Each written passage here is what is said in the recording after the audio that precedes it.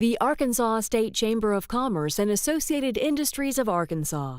The State Chamber AIA is the leading voice for business at the state capitol and serves as the primary business advocate on all issues affecting Arkansas employers. Our mission is to promote a pro-business, free enterprise agenda and prevent anti-business legislation, regulations, and rules. Now more than ever, business matters. Learn more at arkansasstatechamber.com.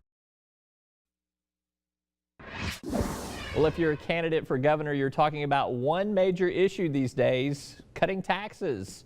Joining me for some political observations on the subject is Rex Nelson, former Mike Huckabee Communications Director, former political editor for the Arkansas Democrat-Gazette, and he is the president of the Central Arkansas Political Animals Club. Welcome back to the program, Rex. Thanks, Roby. Always good to be here. Plenty to talk about politically. Well, with all your hats, too. So, yeah, we got plenty to talk about. But let's stay focused on these tax-cutting proposals that are out here. You've worked in a governor's office before. You've worked with a governor who has sought tax relief before. How doable is significant tax relief when you start looking at the state budget and the different components of what those taxes do to provide just some of the mandatory services that you kind of have to, schools, jails, Medicaid? How much play is there really in the budget? Well, the Hutchinson plan that came out this past week, which is estimated at about $100 million a year, from a financial standpoint, I think it's very doable. From a political standpoint, I'm not sure how doable, because here's what I mean by that. I think that $100 million probably would easiest come out of general improvement funds, which is the state surplus that goes out at the end. That is legislative crack, I've always called it. They got on it, they can't get off of it. They like handing out those checks, whether it's the local county fair, whatever, the improvement district, whatever it's going for.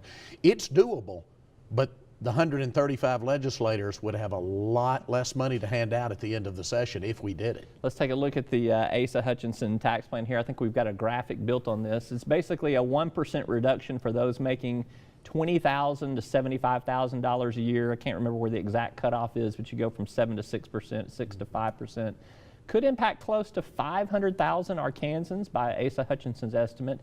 That price tag, as you mentioned, somewhere around $100 million. Heard a little bit higher figure, but that's something to be debated. So in the Huckabee administration, you guys made some efforts to reduce taxes. Where were you most successful, and why were you most successful?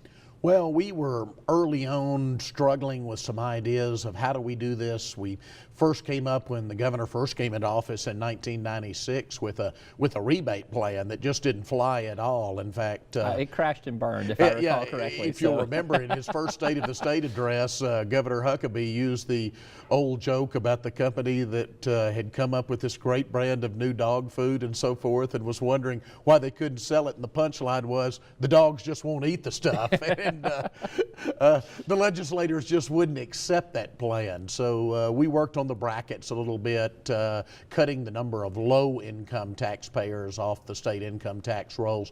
That was much easier to do than a rebate plan would have been, as it turned out.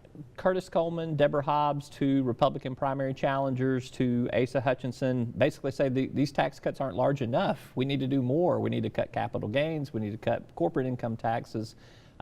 Do those seem realistic to you? If $100 million in very incremental individual income tax cuts are part of a plan that is dubious at best, could you even do more? I think it would be difficult. I mean, there's always fat in government. There are efficiencies we can find, but overall, we run a pretty lean operation in Arkansas when you compare it to a lot of other states around the country. The fact is, politically, Curtis Coleman and Debbie Hobbs are so far behind right now that they have to stake out a position that's different than Hutchinson's, whatever it is, and they're both staking out a position that is even more to the right of Asa Hutchinson. They're going to try to come at him from his right. Of course, they're going to divide up those votes, but again, those plans would be awfully hard. As I said, even the $100 million, I think, if you start talking about it coming from general improvement, would be difficult for a Governor Hutchinson, if he were to win, to get through the legislature, even if his own party were to continue to control the legislature. Mike Ross, the Democratic candidate for governor, the only one in the race right now, says that he too is for tax cuts. Just they have to be targeted, responsible. The only thing he's come out with so far is a a tax cut for manufacturers, basically for parts and upgrades. That price tag is about $40 million. He has suggested he will propose some more targeted tax cuts in the future. In essence, he's pitching a business-first strategy in rolling out that tax cut first. Is that smart politics? I think it's pretty smart politics, and it's right along the line of the Mike Ross that we saw in the U.S. Congress. Of course, Roby, we've still got a while to the filing period, and there may be one get in. But as of right now, there are no wild-eyed liberals in this gubernatorial race. I mean, Mike Ross is conservative, even though he's a Democrat. He was the chief blue dog up in Washington, D.C., often bucked the leadership there. So you would expect him to come with more of a conservative fiscal approach to government. That's what he's going to do. On a lot of these issues, I think you're probably going to see Hutchinson and Ross more close on issues than a lot of people think right now that they will be. All right, he's Rex Nelson. He's head of the Central Arkansas Political Animals Club, among many other things that he does. You can keep up with him in the Arkansas Democrat Gazette on occasion, too. Yeah? That's right. it. Thank you for Every being week. here. I appreciate you. Thanks, Roby. All right, our latest magazine edition of Talk Business is out. When we come back, I'll run through the top lines of what you can find between the pages and ultimately on our website. I'm Roby Brock. This is Talk Business.